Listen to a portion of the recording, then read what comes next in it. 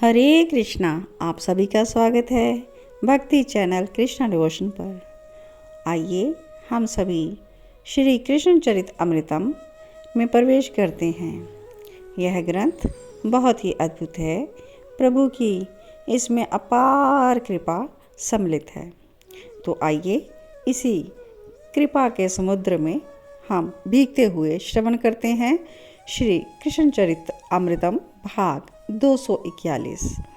और इसमें हम श्रवण कर रहे हैं उद्धव गोपी संवाद चरित्र। यानी कि श्री कृष्ण ने उद्धव को भेज दिया है गोपियों के पास, लेकिन गोपियों के ज्ञान के आगे परम ज्ञानी उद्धव का ज्ञान भी ज्ञान गुदड़ी बन गया है। और आज के प्रसंग में शीर्षक है ज्ञान बह गया अश्रुओं में। अब गोपियों का ज्ञान देखकर उद्धव का ज्ञान धरा रह गया और उसका सारा ज्ञान अश्रुओं के रूप में कैसे बहा, तो आइए आज के एपिसोड में हम श्रवण करते हैं। बहना ही था प्रेम के आगे कौन टिक पाया है, ये प्रेम पंथ है इसकी उल्टी ही रीत है, इसके अपने ही संविधान है। इस प्रेम पथ पे कोई रोए तो समझना कि वो हंस रहा है, और अगर कोई हंसे तो समझना कि वो रो रहा है। इस मार्ग में बंधन ही मुक्ति है और मुक्ति ही बंधन है। इस मार्ग में है तात ज्ञान ही अज्ञानता है और अज्ञानता ही ज्ञान है। प्रियतम ही सर्वस्व है, उसकी खुशी हमारी खुशी बन जाती है, उसका दुख हमारा दुख बन जाए तो यह समझना कि हम प्रेम नगरी में आ गए हैं। और उद्धव कह रहे हैं, मुझे कितना अहंकार था कि मैं ज्ञानी, मैं शास्त्रवेत्ता, मैं देवगुरु बृहस्पति का शिष्य, पर मेरा समूचा ज्ञान इन गोपियों के अश्रुओं में बह गया था। मैंने संभालना चाहा पर वो बह गया। अब मैं क्या करूं?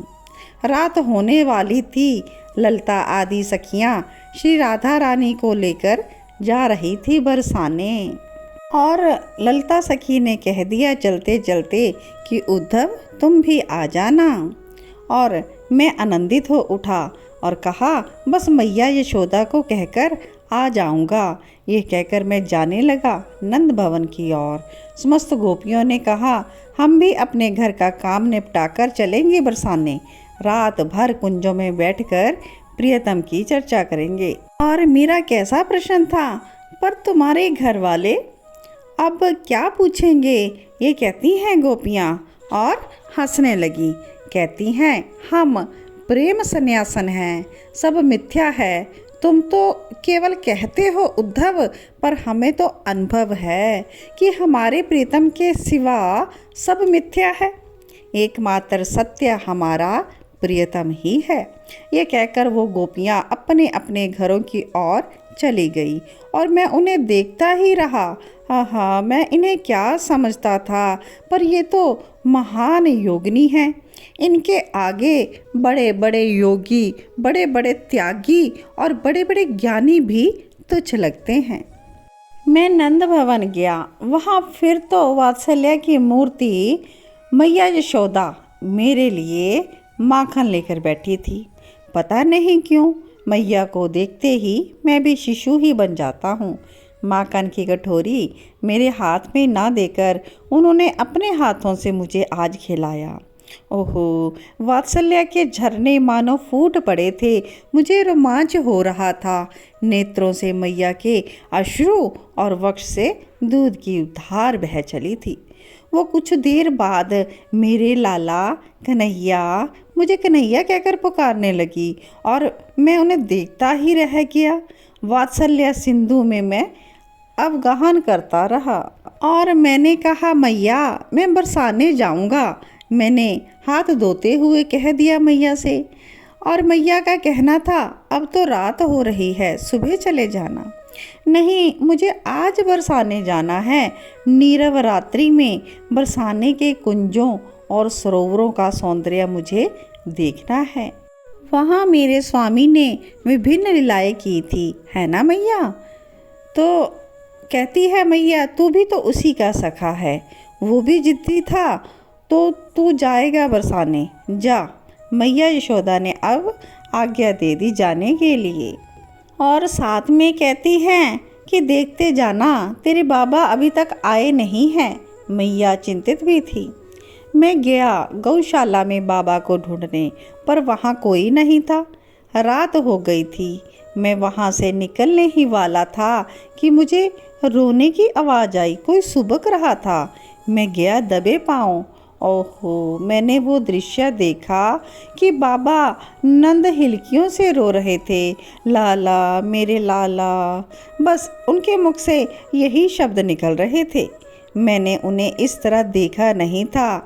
मैं उनके पास गया तो मुझे देखते ही उन्होंने अपने आप को संभाला और आंसू भी तुरंत से पोंछ लिए। नंद बाबा उद्धव से कहते हैं, चलो भवन चलते हैं। आज थोड़ा विलंब हो गया मुझे, गो इन दिनों अस्वस्थ रहती है।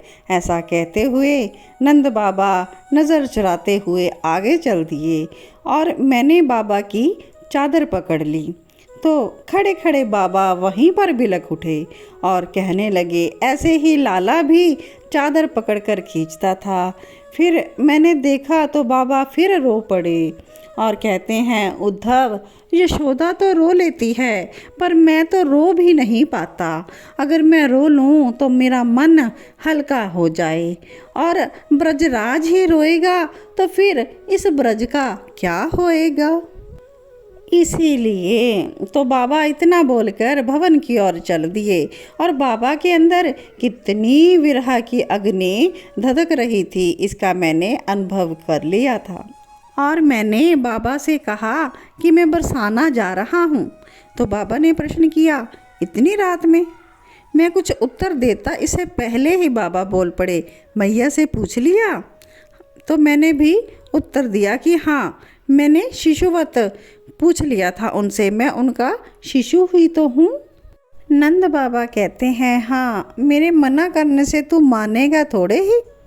तेरे सखा ने कहाँ मानी हमारी बात, आप भी जाओ।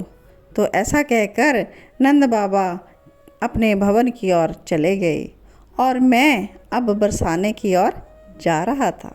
तो आज के प्रसंग को हम यहीं पर विश्राम देते हैं, और इसके आगे उद्धव जो बरसाने की ओर जा रहे हैं, जहाँ पर राधा जी और सभी सखियाँ मिलकर श्री कृष्ण की चर्चा करेंगी।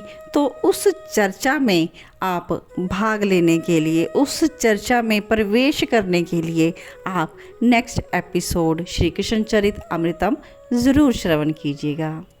तो मिलते हैं हम अपने नेक्स्ट एपिसोड श्री कृष्ण चरित अमृतम में। तब तक आप सभी को जय श्री कृष्णा। आप सभी के हृदय में विराजमान प्रिया प्रियतम को मेरा कोटि कोटि वंदन।